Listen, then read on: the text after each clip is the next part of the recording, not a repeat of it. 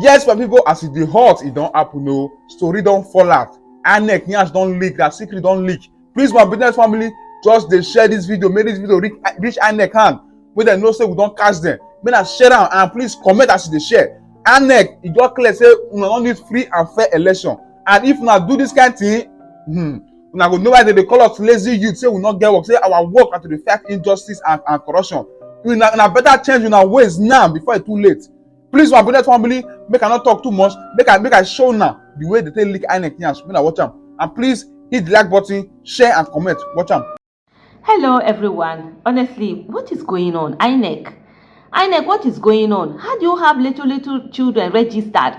Children that you see, they are barely 10, maybe they are pre-teens. They are not even teenagers. They are not up to 13 years. You register them and you say they were born 1992. You know the meaning of 1992? 1992 was when I entered university. That's 30 years ago. 92, 2002, 92 to 2002 to 2012 to 2022. That's 30 years ago. And you put some little children that barely look as if they are not even up to 12 years. And that's it. How did you register them? How come when they entered the office you didn't see these are kids? Okay, let's even assume. I understand the fact that sometimes you are in a place where there's too much pressure. They might wound you, maim you, attack you, whatever. Then you go ahead. But as soon as you get to your this, you should know that these are kids. You have to register them under duress, or otherwise, what is it? Even after registration, can't you see and see that these are not little people? These are kids. What is going on? And then you do all of these things. The country is messed up. And most of it's been long that people have been talking about underage voting, that from the northern part of the country, they put a lot of underage voting. Haven't you still seen how bad governance is affecting everyone? Everyone is suffering. Yet with the underage voting, where has it taken anybody to? Where has it taken the region to? What is this? Is there an Inec among the people that the train attack that happened? I said there was an Inec staff there. Did they remove her because she was Inec staff? Are we not facing the same wahala in the country, the same injustice, the same everything? What is all this? Can't people just do the right thing wherever they are? You keep shouting you have population, yet you are doing all of this underhanded things. What is going on? What is going on? Politicians, what is it? What is this desperation? To use children, use this thing, and it's just so crazy. It would be a pipe dream for anyone to imagine that Inec is preparing for a free and fair election. Inec has already begun the process of rigging the 2023 election. When you see the number of people that they have deregistered or failed to complete their registration, you know very quickly that you are seeing an active gerrymandering already going on, especially given the zoning of the bulk of those who have been denied their franchise. So already you can see clearly that Inec is not interested in a free and fair election. That's one. Second thing, PVC collection. Up till date, Inec has not commenced the release of PVCs to those who are registered since. I would imagine that the idea should be to make it easy for people to vote, not to make it difficult or impossible for them to vote. Nigeria has a substantial population in the diaspora. There has been no move whatsoever to allow those ones the vote, simply because the electoral system that we have in Nigeria today appears to be more interested in limiting access to the ballot rather than increasing access to the ballot, which is why I've always said, and I'm repeating, we are not actually a democracy. We are just playing the game of democracy. In playing the game of democracy, we who consider ourselves conscious, we take the opportunity to awaken those we believe to be somnambulists. So as we are awakening them, connecting them to the issues, we already know. We are not so stupid as not to know that this is not a democracy.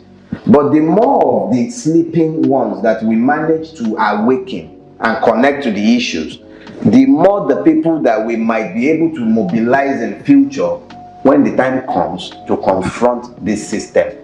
You cannot confront the system with tokenist gestures. There must be a broad-based mass mobilization. Come on. You know, when they will say it, I always feel like, because me, I've never seen this underage. I know I voted, like, during the last 2015 election, right? I voted in Kaduna now. I voted 2011, 2015, I voted in Kaduna at, what's this, cow, inside cow. I didn't see any underage voters. Even when people are talking about underage voters, I'll be like, me, I've never really seen. But to come and see register and see the kind of people that are on it, the kind of little kids, and you're saying they are born 1992. This is not just good. This is not the way things should be. We need to do better as a nation and as a people. We need to just do the right thing. Everybody should do the right thing wherever you are. Inec, don't be unfortunate this election. Inec, don't be unfortunate this election. Clean up that register. Remove the people that you can clearly see that they are underage. Any of them say that they are up to it. Let them go and do what is that thing, bone whatever test that they used to use for football people. Although those ones they claim to be young when they are older. This one now they are younger. They are claiming, Naija Kai. The electoral process, more than any other process within this Nigerian state, offers us that opportunity. So, in the course of electioneering, you tell the people what is important. You help them to look beyond the hatred that has been planted in their heart, which makes it difficult for them to see the commonalities of the afflictions around the country. And then when you have connected them to the issue, it becomes easier to introduce them to revolutionary ideas as to how they might change their circumstances. If you are talking over their heads, they won't hear you. But if you are speaking with them on the basis of a process that has been offered and to a very large extent normalized, then it becomes easy to find them where they are. It becomes that much more difficult for the state to also silence you. Political education to the victims. In giving them political education, you connect them to the fact of their humanity and the fact that they have a choice. You actually have a choice. Telling people and letting them come to the knowledge of the fact that they have a choice might sound like such a simple thing, but it's not. No. Weaponized ignorance. Now, let's get this clearly. Okay. You spoke about the fact that INEC is already preparing the ground Yes. to disenfranchise, Yes. in quote, the will of the people, so to Yes. say. And wouldn't that lead to the truncation of the hope? So when the hope is truncated, it what did I tell you about hope? it eventually leads to a rebellion. It provokes Good. but considering the fact that you are actually dealing with a set of deaf individuals, and you said you have never even supported, you have repeatedly said you have never supported a protest. Yeah, I'm coming there. So what kind of rebellion are we talking about? And what should Nigerians be doing now to confront and mitigate against those eventualities? The difference between anarchy and a revolution is the presence of a plan for the day after. Anger without control is chaos. So you're talking to the people to come into a process that you are not stupid enough to ignore its corruption. So you're already aware that it's a crooked game. I spent, I think, a 4-part series talking to the PVC or the gun, and I laid these out in that series. And what I explained then is what I'll repeat now. So hope has been provoked. The people are hopeful. And then the system comes and it snatches that hope. What do you have? A rebellion. You have a rebellion. You have anger. Not rebellion first. It's always anger first. So you have anger.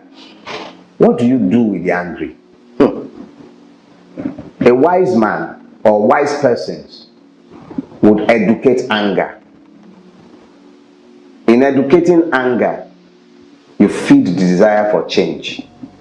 The difference between a revolution and anarchy is a plan for the day after. We are getting to a point in Nigeria where the person who reasons is being made to look like the fool. Because those who should reason along with you have lost the capacity to reason. So the insane looks like the sane, and the sane is labeled insane. But it does not change the fact that when you work in concert, as we are wont to do during electoral seasons like this, the first thing you are doing is that you are reaching out to people across the length and breadth of the country. You are connecting them to the commonalities of their pains, of their affliction. You are helping the person in Kankara, the Fulani man in Kankara, you are helping him to see that the pain of the man in Igbo is not unlike his own pain in Kankara, and yet their mutual tormentor are both of the Fulani, are all of the Fulani stock. So it's not about the stock of the perpetrator. That's the first thing you are connecting for him. It's about the failure of the state, who is meant to provide the security but has failed. And not only failed, but is mollycoddling the criminality. So if you have done that successfully, the man in Kankara and the man in Igbo, they see, if you've succeeded in doing your own job, they see that even though we are separated by ethnicity, by distance, even perhaps by religion, we've had a common problem.